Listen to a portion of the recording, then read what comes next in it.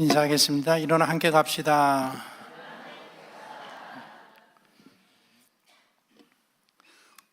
올해는 온 가족이 드리는 주일에는 우리 가정들을 소개하는 영상을 여러분들에게 띄우려고 합니다. 김건호 목사님 가정은 스케줄이 맞지 않아서 영상을 편집 못했다고 합니다. 다음번에 소개시켜드리도록 하겠습니다. 우리 교회가 성경 암송을 시작한 지 3년 되었습니다. 올해는 말라기서 전체 암송을 목표로 출발했습니다.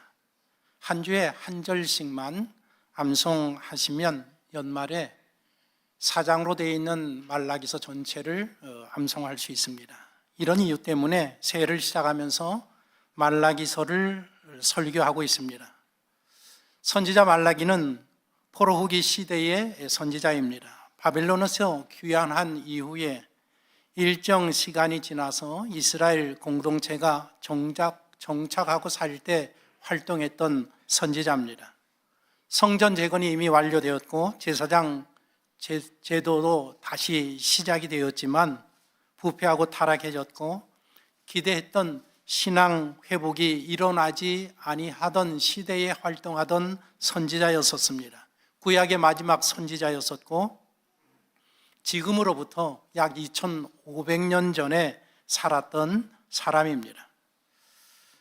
포로 후기 시대 이스라엘 공동체가 총체적으로 붕괴되어 있었습니다.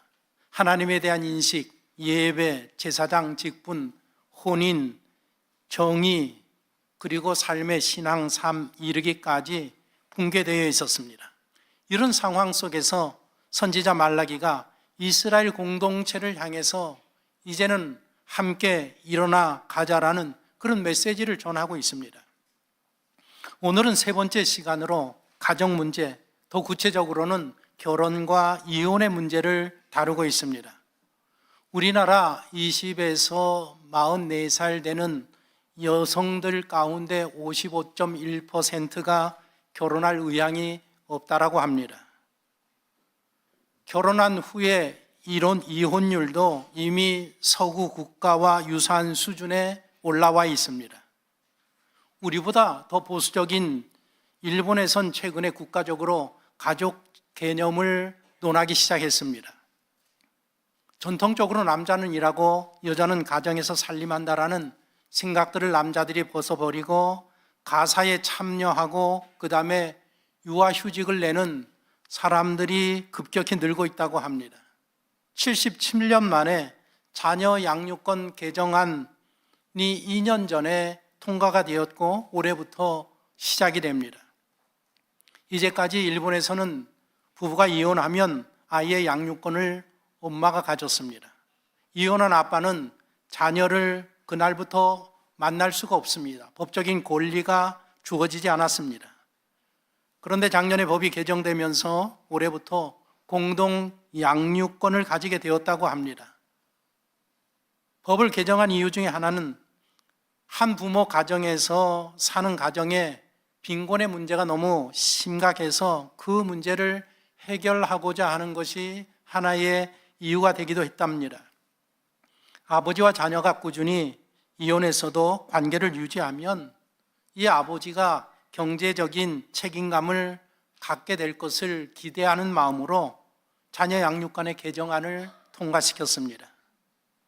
그런데 여성인권단체에서 이 공동 양육권에 대해서 굉장히 반대가 심했었다고 합니다. 왜냐하면 이혼을 해서 폭력적인 결혼 생활에서 겨우 벗어났는데 전 남편과 계속해서 아이가 접촉하게 되면 다시 그럴 위험에 빠질 수 있다는 이유에서 정작 여성인권단체에서 반대하고 나섰다라는 것입니다. 그리고 일본은 모든 아내들이 남편의 성을 따릅니다. 95%가 남편의 성을 따르는데 이번에 각자의 성을 유지하는 법 개정안도 발의를 했습니다. 그런데 보수적인 우리 여성 총리 다카이치가 이 법을 반대하고 있어서 어떻게 될지 모른다고 합니다. 계속해서 많은 변화들이 일본에서 일어나고 있습니다. 우리나라도 결혼과 이혼에 대한 인식이 크게 변했습니다. 이제는 결혼은 필수가 아니고 선택이라고 생각하고 사랑보다는 조건이라고 생각하고 관리해야 될 프로젝트로 젊은이들이 그렇게 인식하고 있습니다. 이혼은 불행한 결혼을 끝내는 책임 있는 결정으로 인식하고 있고, 아이 때문에 참고 사는 것보다 불행한 부모 관계가 아이에게 해롭게 한다라는 그런 인식을 가지고 있다는 것입니다. 지금으로부터 2500년 전 고국으로 돌아와 정착한 이스라엘 공동체에도, 그 사회에도 결혼과 이혼에 대한 그 인식의 변화가 크게 일어났습니다. 저들이 문명 바벨론에서 70년을 살다가 돌아왔습니다. 돌아온 대부분의 사람들이 바벨론에서 출생한 사람들입니다. 당연히 선진 바벨론의 교육을 받았을 것이고 문화의 영향 가운데 자랐을 것입니다. 바벨론을 인류 최고의 국가로 만든 왕이 하무라비라는 왕입니다. 하무라비 법전을 만든 왕으로 굉장히 유명합니다. 이 하무라비 법전이라는 것은 282개의 조항으로 만들어진 현존하는 가장 완전한 법전으로 이야기되어지고 있습니다. 3700년 전에 만들어진 법인데 그 안에는 형벌, 상속, 혼인, 노동, 상업에 이르는 전반적인 법을 다 포괄하고 있습니다. 저 비석이 바로 하무라비 법전인데 높이가 2.35m 되는 그런 큰 비석입니다. 현재는 프랑스 파리 루브르 박물관에 전시되어 있습니다. 이 하무라비 법전에 결혼에 대한 그런 법이 기록되어 있는데 거기에 결혼을 계약으로 이루어지는 법 제도라고 그렇게 정의를 내리고 있습니다. 그러니까 고대에서 현대에 이르기까지 일반 사람들은 결혼을 계약으로 생각한다라는 것입니다. 계약이 무엇입니까? 이익을 교환한다라는 뜻입니다. 그러나 성경은 결혼을 언약이라고 이야기하고 있습니다. 언약은 관계에 대한 헌신을 뜻하는 말입니다. 이렇게 일반인과 신앙인의 결혼 개념이 서로 다르기 때문에 예식 절차도 다릅니다. 종교를 불문하고 결혼 예식이라는 것을 갖습니다. 일반 예식들은 거래에 기초한 예식입니다. 여러분들 결혼에 가보시면 양가 부모가 먼저 촛불을 점화하고 신랑 신부가 입장을 합니다. 그리고 나서 서로의 다짐을, 결혼해서 내가 이렇게 당신을 사랑하고 아끼겠습니다라는 서로의 다짐을 글로 써서 읽습니다. 줄에는 부모가 하든지 아니면 존경하는 어떤 분이 나와서 하고 성혼 선언을 합니다. 축가가 있고 아니면 신랑 신부가 노래하고 춤을 추든지 일반 사회자가 나와서 마지막으로 신랑에게 신부에게 이런저런 것들을 시키면서 예식이 진행되어져 갑니다. 저들 결혼의 증인은 그 결혼에 참석한 모든 사람들이 결혼의 증인인 것입니다. 이것이 바로 일반적으로 행해지는 결혼 예식입니다. 기독교 예식은 언약에 기초한 예식입니다. 양가 부모가 나와서 촛불을 점화하고 신랑 신부가 입장하면 단 위에 목회자가 서서 예배를 진행하게 됩니다. 찬송을 하고 기도를 하고 말씀을 읽고 성원 서약을 합니다. 일반 예식처럼 서로의 다짐을 기록해서 읽지 않습니다. 하나님 앞에서 서약하는 시간을 갖습니다. 전통적으로 주례자가 묻습니다. 신랑은 신부를 아내로 맞이하여서 슬플 때나 기쁠 때나 아플 때나 좋을 때나 변함없이 사랑하겠습니까? 물으면 예라고 대답을 하고, 신부는 신랑을 남편으로 삼아서 이렇게 저렇게 살겠습니까? 하면 예라고 대답합니다. 그리고 목사님의 성혼 선언이 있습니다. 이것이 기독교 예식의 예배입니다. 천주교는 결혼 예식을 홍인 성사라고 이야기합니다. 그러니까 우리가 세례라든지 이런 그 성례식 중에 하나로 여기는 것이 혼인 예식입니다. 그래서 기독교 예식의 증인은 사람들이 아니라 하나님이 되시는 것입니다. 목사님이 성혼 선언을 할 때에 하나님이 짝지어 주신 것을 사람이 나누지 못합니다 라고 마무리를 합니다. 하나님이 짝지어 주셨다라는 이 의미를 오해하지 마셔야 합니다. 태어날 때부터 너는 이 사람과 결혼해라, 내 짝이라고 하나님이 선별하고 선택해 놓았다라는 그런 의미가 아닙니다. 신랑 신부가 살다가 서로 만나서 사랑을 갖게 되고 이 사람과 평생을 함께 살았으면 좋겠다, 그래서 결혼을 결심을 합니다. 사랑을 고백하고 이제 결혼 예식을 치르는 날 하나님 앞에 나와서 하나님, 저는 이 남자를 사랑합니다. 저는 이 여자를 사랑합니다. 그래서 평생 가정을 이루고 살기를 원합니다. 그러니 하나님, 우리의 혼인 예식을 허락해 주십시오 라고 하나님 앞에 나와서 묻고 서약을 하면 하나님께서 그래, 내가 너희들의 혼인을 허락한다. 내가 증인이다. 그러니 평생 믿음 안에서 서로 사랑하면서 훌륭한 가정을 세우도록 해야 하느니라. 이런 허락을 하나님이 하시는 것입니다.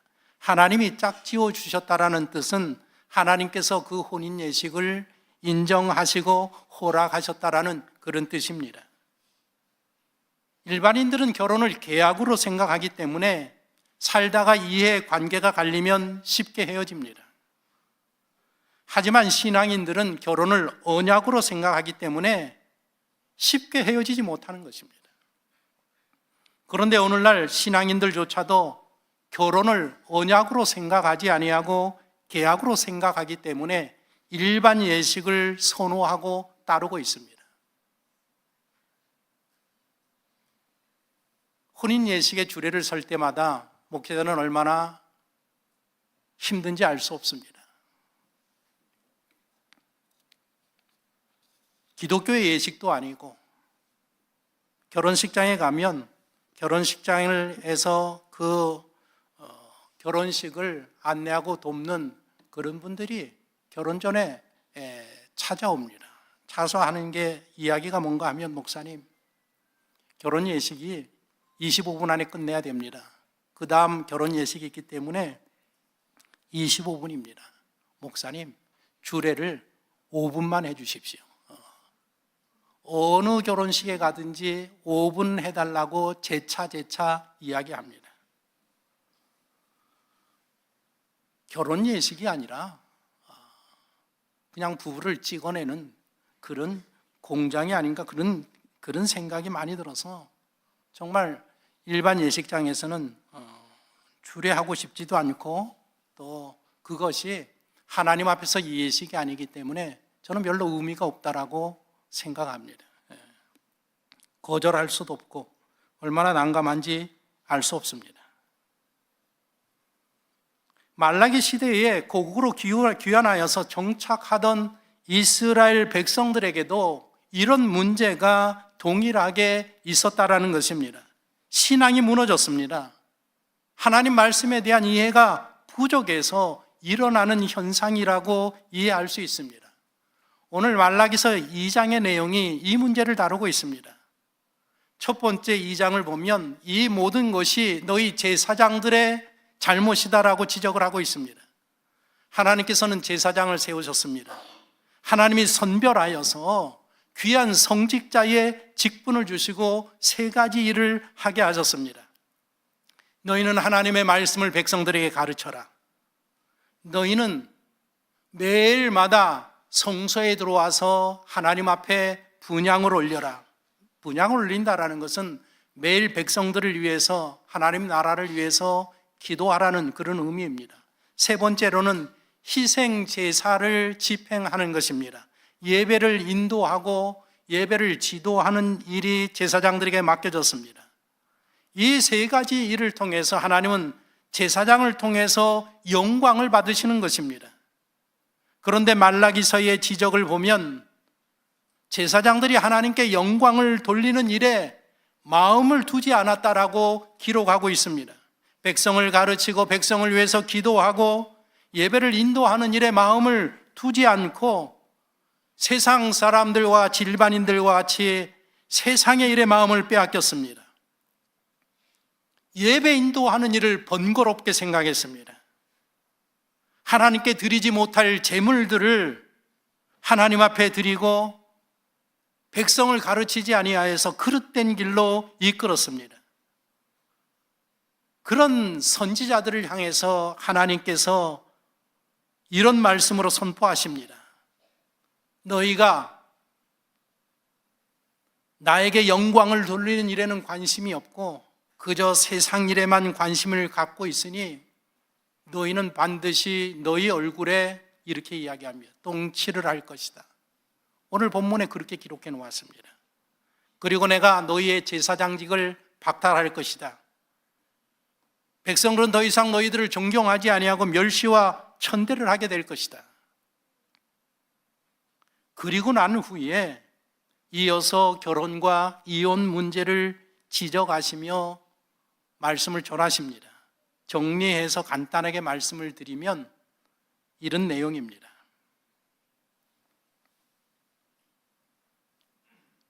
너희는 한 아버지와 아브라함의 후손이 아니냐? 이스라엘 백성은 믿음의 조상 아브라함으로부터 시작된 그런 나라, 그런 국가입니다. 너희는 내가 선택한 거룩한 믿음의 백성이 아니냐? 그런데 어떻게 이방신을 섬기는 여인과 결혼을 해서 나라를 무너뜨리고 있느냐? 거룩함을 상실하고 있느냐? 내가 너희는 이방 여인과는 결혼해서는 안 된다고 명령하지 아니하였느냐? 그런데 너희는 믿음의 아내를 버리고 그들과 이혼하고 믿음의 아내를 학대하고 이방 여인을 만나서 결혼하고 재혼하고 그렇게 지금 하고 있지 아니하느냐? 너에게 이혼당한 너희 아내들을 보아라.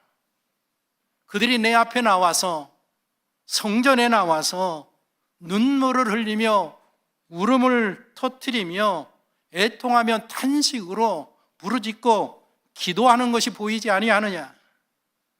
내가 너희 결혼의 증인이 아니냐? 내가 너희의 혼인을 허락한 것은 너희를 통해서 경건한 자녀들, 경건한 자손을 얻기 위함이 아니었더냐?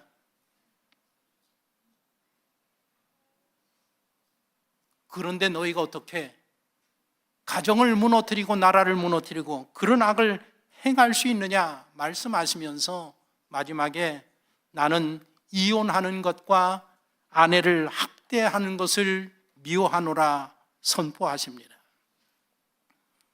오늘 이 말씀을 오해하시면 안 됩니다. 하나님께서 이방인과 혼인을 반대하는 이유를 잘못 이해하시면 안 됩니다. 성경을 잘 보십시오. 이방 여인이었던 기생 라합이라는 사람, 모압의 여인 룻이라는 여인, 이 여인들은 이방 여인이지만 하나님의 백성이 되었습니다. 왜 하나님의 백성이 되었는가 하면 이방 여인일지라도 하나님을 믿는 믿음과 신앙을 가졌기 때문에 하나님이 그것을 보시고 허락하시고 이스라엘 백성에 속하는 구원받은 하나님의 백성으로 만드셨습니다. 이것을 보면 하나님께서는 우리에게 무엇을 보시느냐? 하나님을 향한 믿음과 신앙을 보시고 그것을 중요하게 여기고 계심을 알 수 있습니다. 이와는 정반대의 경우도 있습니다. 최악의 결혼을 한 사람은 성경에서 이스라엘의 아합이라는 왕자였었습니다. 이 아합이라는 왕자가 누구와 결혼했느냐? 이웃나라 바알신을 열렬하게 섬기는 완전히 바알신에게 빠져있는 이세벨 공주라는 여인과 결혼을 하게 됩니다. 분명히 하나님께서 율법으로 금하셨습니다. 그런 결혼을 했습니다. 어떻게 된지 아십니까? 아합과 이세벨이 결혼을 한 후에 이제 왕이 되고 왕비가 됩니다. 왕비가 되고 나서 이세벨이 한 일이 무엇인가 하면 하나님 나라를 위해서 세우신 모든 제사장들을 다 폐했습니다. 그리고 자기 나라에서 자기가 열렬히 섬기던 바알을 섬기는, 아세라를 섬기는 제사장들로 온 나라를 다 교체했습니다. 이스라엘이라는 나라가, 북이스라엘이라는 나라가 바알을 섬기는 나라로 완전히 넘어가고 말았습니다. 누구 때문에? 우상을 열렬히 섬기는, 이방신을 열렬히 섬기는 이세벨 공주와 이스라엘의 왕자가 결혼하면서 그 가정이 무너지고 나라가 완전히 무너졌습니다. 거기서 멈추지 않았습니다. 아합과 이세벨이 결혼해서 딸을 낳았습니다. 이름이 아달랴입니다. 이 아달랴가 그런 신앙의 어머니, 우상을 열렬히 섬기고 이방신을 열렬히 섬기는 그 어머니 밑에서 성장하게 됩니다. 무엇을 보고 무엇을 배웠겠습니까? 바알을 섬기는 신앙으로 완전히 이 딸이 성장하게 됩니다. 커서 남쪽 유다의 왕자 여호람이라는 왕자와 결혼을 하게 됩니다. 그 아버지가 여호사밧, 아주 유명한 훌륭한 아버지였었는데 나라를 통치할 때에 실수를 했습니다. 늘 하나님을 경외하는 자지만 남북한의 통일을 이루기 위하여서 이제 이 정치적인 의도를 가지고 아합과 이세벨의 딸 아달랴와 자기 아들을 혼인시켰다라는 것입니다. 결혼해서 어떻게 되었느냐? 여호람이 왕이 되고 아달랴가 왕비가 된 후에 이 아달랴가 다윗의 왕족 혈통들을 다 멸절시킵니다. 그리고 구테타를 일으켜서 스스로 왕위에 오릅니다. 남유다까지 바알을 섬기는 나라로 만들어버립니다. 이런 일들이 일어나는 것 때문에 하나님께서는 이방신을 섬기는 딸들과의 결혼을 금하신 이유가 여기에 있습니다.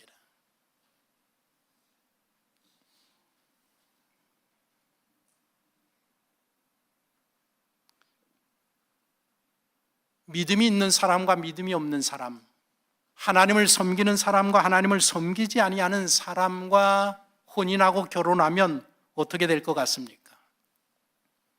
하나님을 향한 믿음이 좋아서 하나님을 알지 못하는 사람이 하나님 믿고 구원함을 받는 것이 쉬울 것 같습니까?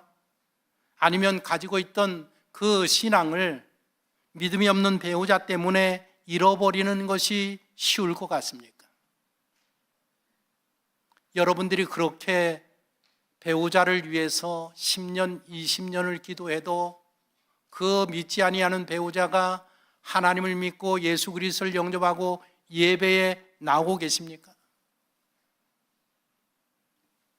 하나님은 사람을 너무나도 잘 알기 때문에 지금 율법으로 하나님의 백성들에게 혼인의 원칙, 결혼의 원칙을 이야기하고 있는 것입니다.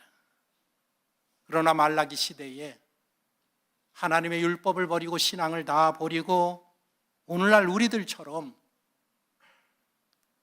결혼을 하나님 앞에서의 언약이 아니라 일반 사회에서 이야기하고 생각하는 것처럼 계약으로 여기는 그런 생각으로 돌아서서 오늘날 신앙 공동체들, 모든 가정들이 무너져가고 있는 것입니다. 2026년 일어나 함께 가기 위해서는 선행되어야 될 일들이 있습니다. 바로 거기에 대해서 말라기 선지자가 우리들에게 이야기하고 있는 것입니다. 첫 번째로는 하나님께서 변함없이 한결같이 너희를 사랑하고 계시다라는 것을 믿고 신뢰하라는 것입니다. 하나님께서는 오늘도 변함없이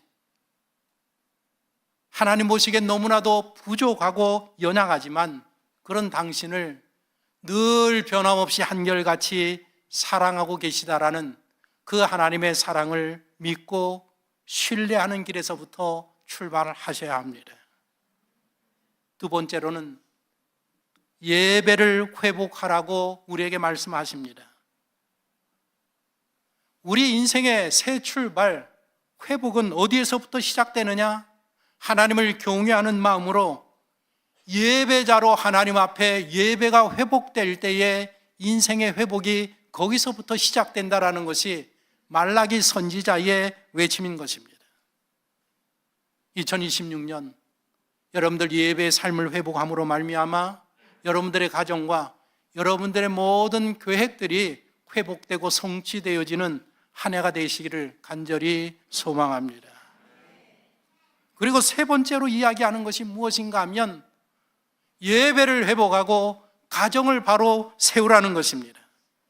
너희들의 가정을 세워라. 너희의 가정을 허락한 것이 경건한 자손을 얻기 위함이 아니냐 말씀하고 있습니다.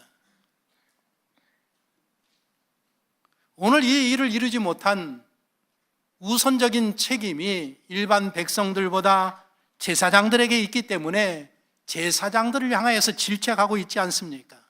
너희들 그런 신앙 때문에 반드시 너희들 얼굴에 똥칠할 날이 있을 것이다. 그리고 내가 너희들의 그 제사장 직분을 다 박탈할 것이다. 그리고 너희들은 사회에서 모든 백성들과 사람들에게 멸시와 천대를 받게 될 것이다. 제사장이 제사장의 일을 감당하지 못할 때 일어나는 일입니다. 그런데 신약 예수님이 오시고 복음을 증거하신 후에 사도 베드로가 진리를 깨닫고 난 후에 베드로전서 2장 9절에 이렇게 이야기하고 있습니다. 너희는, 같이 한번 읽어봅시다. 너희는 족속이요 왕같은 제사장들이라. 구약시대에 하나님께서 제사장들에게 너희들은 백성들을 가르쳐야 된다. 그들을 위해서 기도해야 된다. 그들을 위해서 예배를 예배자다운 예배로 만들기 위해서 예배를 바르게 인도해야 된다라는 그 사명과 책임을 허락했습니다. 사도 베드로가 복음을 깨닫고 난 후에 복음의 비밀을 깨닫게 되었습니다. 바로 너희의 믿음의 사람들이, 너희들이 바로 제사장이라는 것입니다. 너희가 택하신 족속이고 너희가 왕같은 제사장들이다. 오늘 이 자리에 앉아서 예배드리는 우리 모든 성도들이 하나님 앞에서 제사장으로 부름받고 제사장의 사명을 받았다라는 것입니다. 우리가 예배자이고 우리가 기도하는 사람이고 우리가 하나님의 말씀을 가르치는 사명을 하나님으로부터 받았다라는 것입니다. 만일 너희가 이것을 통해서 하나님 앞에 영광을 돌리면 너희를 통해서 하나님이 영광을 받으실 것이고, 만일 너희들이 이 일에 마음이 없다고 하면, 그리고 하나님 앞에 영광을 돌리지 아니하고 온다고 하면 너희들은 기억해라. 반드시 얼굴에 똥칠할 날이 있을 것이다. 반드시 너희들이 버림받을 날이 있을 것이다. 세상에서 사람들에게 멸시와 천대를 받을 날이 이를 것이다 라고 하나님이 말씀하고 계시는 것입니다. 2026년 일어나 함께 가는 한 해가 되기 위해서는 우리 모두가 다 하나님 앞에서 제사장으로서의 이 세 가지 일을 잘 감당해야 합니다. 하나님 앞에 예배를 드리는 일, 그리고 하나님 앞에 기도하는 일, 그리고 하나님 앞에서 자녀들을 신앙의 자녀로, 믿음의 자녀로 가르치는 이 일입니다. 하나님께서 믿음의 가정을 세우신 분명한 목적을 말씀하지 않습니까? 경건한 자손을 얻고자 하심이 아니냐. 오늘 우리나라 통계를 보면 20대 청년들 20%만 종교 생활을 하고 있다고 합니다. 이 20%는 개신교만 이야기하는 게 아니라 개신교, 불교, 천주교, 그리고 각종 이단까지 포함한 수치입니다. 그러니까 개신교 신앙생활하는 청년들의 숫자가 얼마나 적다라는 거 여러분들이 이해하실 것입니다. 30대까지는 그래도 어린 시절에 교회 와본 경험들이 있다라는 것입니다. 그런데 14살에서 20세에 이르는 G세대들, 이 세대들 가운데는 교회 문턱조차 넘어본 적이 없는 그런 사람들이 대다수라는 것입니다. 그래서 교회와 신천지를 구분하지 못합니다. 교회와 통일교를 구분하지 못합니다. 그리고 교회 안 자체를, 교회에 들어오는 것 자체를 두려워하는 그런 청년들도 있다라고 이야기하고 있습니다. 요즘 교회 다니는 청년들 사이에서 이런 이야기가 오고 가고 있습니다. 직장 생활하면서 내가 신앙 생활한다라는 것, 교회 다닌다라는 것을 말하지 않다가 용기를 내서 나는 사실 신앙 생활하고 있는 사람입니다 라고 직장에서 선언하는 이것을 커밍아웃으로 이야기하고 있다는 것입니다. 여러분들 커밍아웃이 무엇입니까?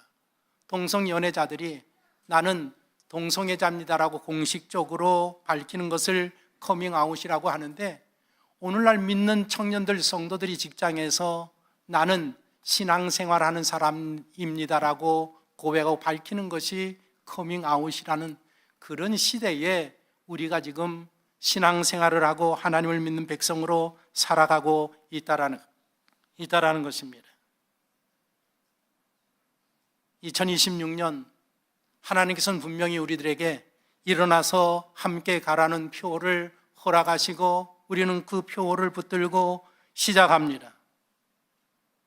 일어나서 함께 가는 모든 것들을 회복하는 그런 한 해가 되기 위해서는 세 가지를 꼭 기억하셔야 합니다. 하나님은 나를 사랑하신다.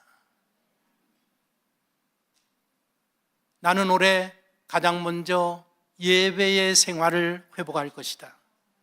그리고 나는 가정을 바로 세우는 경건한 자손을 얻기 위한 이 사명에 정진하리라. 이 결심을 가지고 실천에 옮길 때에 하나님께서는 2026년 우리의 표대로 일어나서 함께 가는 그런 놀라운 한 해로 하나님께서 우리 모든 가정들에게 복 내려 주실 줄로 믿습니다.